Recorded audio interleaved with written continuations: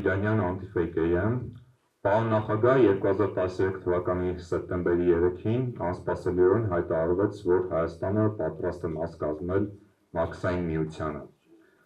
Դա թե ընդդիմադիր շրջանակների և թե փորձագիտական շրջանակների համար լիովին անսպասելի էր, որովհետև այդ օրերին անգամ իշխանության բարձրաստիճան որոշակի ներկայացուցիչներ հայտարարում էին, որ Հայաստանը շարժվում է դեպի ասոցացման համաձայնագիր։ Այդ օրերին նաև հայտարարությունից հետո ընդդիմադիր շրջանակները և փորձագիտական դաշտը սկսեցին խոսել այն մասին, որ Հայաստանի նկատմամբ Ռուսաստանի կողմից եղել են որոշակի ճնշումներ։ Նախ այդտեղ որևէ հանկարծակիություն չկա։ Այս դահլիճում ներկա են գտնվում մեր Գերագույն մարմնի անդամները, գործադիր մարմնի անդամները և նաև կառավարության այն ժամանակվա անդամներ, որոնք միանշանակ կասեն, որ մենք այդ հարցը քննարկել ենք ինչպես մեր կուսակցության գործադիր մարմնի նիստում 2000-ի սկզբին, այնպես էլ կառավարությունում, նաև իմ այսպես աշխատակազմում։ Ինչու հանկարծակի սկսեցինք այդ հարցը քննարկել, որովհետև Եվրամիության վարքագծում փոփոխություններ եղան։ Երբ որ առաջին անգամ սկսել էինք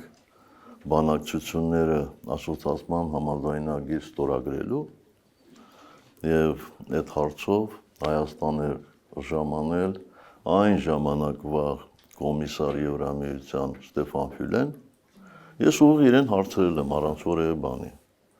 Այս ծրագիրը էնա ինչ որ թղթի վրա գրած է, թե այս ծրագիրը ենթատեքստ ունի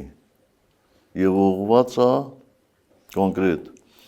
արևելյան գործընկերության երկրներին ռուսական ազդեցությունից հանելու։ Ինքը ասեց ոչ, էնա ինչ որ գրած է, ընդ որում այս խոսակցությանը բազմաթիվ վկաներ կան։ Այնուհետև հարցը ես ճշտել եմ Եվրամիության հանձնաժողովի նախագահի հետ, Բարոզոյի հետ։ Եվ ոչ միայն ճշտել եմ, այլ օրինակ, երբ որ նա եկել էր Հայաստան առանձնազրույցի ժամանակ, ընդ որում առանձնազրույցի ներկա էին բնականաբար թարգմանիչ, օգնական եւ այլն, այնպես էլ Քիշինիովում տեղի ունեցած գագաթնաժողովի ժամանակ եւ հրապարակային ելույթ եմ ունեցել, այդ ելույթը նաեւ տպագրված է հայկական մամուլում, որտեղ ես արդեն խոսում էի, որ ճիշտ չի այսպես կամ անել։ Այսինքն, երբ որ արդեն վերջնականապես մենք համոզվեցինք, որ արևելյան գործընկերությունը նշանակում է կամ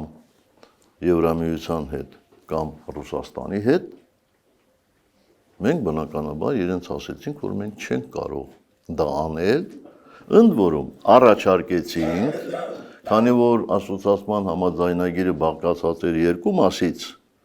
մեկը քաղաքական մաս, մյուսը տնտեսական, մենք նույնիսկ առաջարկեցինք, որ քաղաքական մասը ստորագրենք,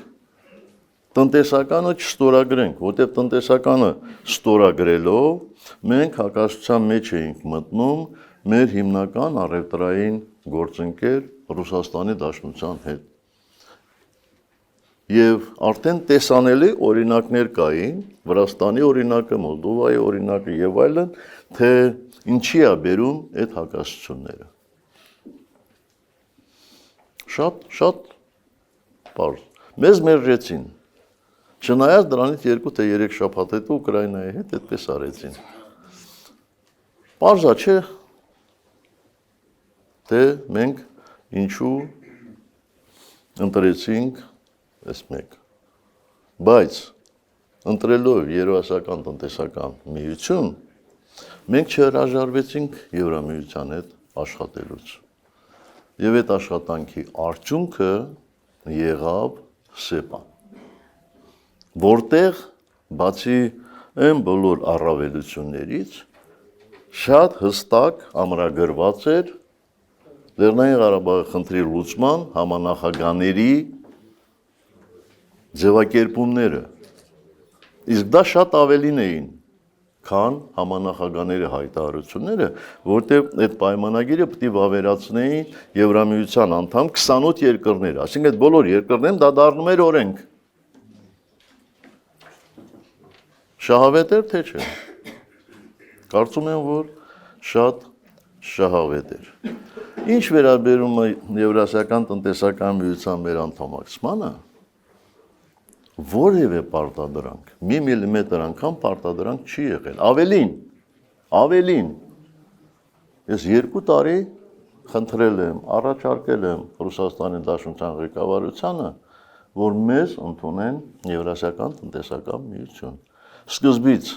խնդրել եմ, որպես ընդունեն մաքսային միություն, այնուհետև նաև Եվրասիական տնտեսական միություն։ Որովհետև ակնհայտ էր, եթե մենք չէինք դառնում Եվրասիական տնտեսական միության անդամ, ապա բազմաթիվ խնդիրներ էինք ունենում մեր երկրի ներսում։ Մեր երկրի ներսում 300,000 տնտեսություն զբաղված են գյուղատնտեսության մեջ, 300,000։ Այդ մարդկանց արտադրածը որտեղ պետք է սպառվեր։ Մեր ամենախոշոր ոլորտն էր։ Նորից եմ ասում, այո, մենք Եվրամիության հետ ունեինք GSP+, որը արտոնություններ էր տալիս, բայց այդ արտոնությունը երբեք չէր վերաբերվում նախ հայկական կոնյակին։ Մրգերին ևս որտև ստանդարտներ պետք է լինեին, դա շատ տևական process պետք է լիներ, որպեսզի Հայաստանում հավաստագրված լաբորատորիաներ ունենային, որ տային սերտիֆիկատ, որպեսզի այդ արտադրանքը տարվեր այնտեղ եւ այլն։ Մեր միակ լուրջ արտահանումը դա մեր ունեցած հանքանյութերն էին, որը բավարար չէր։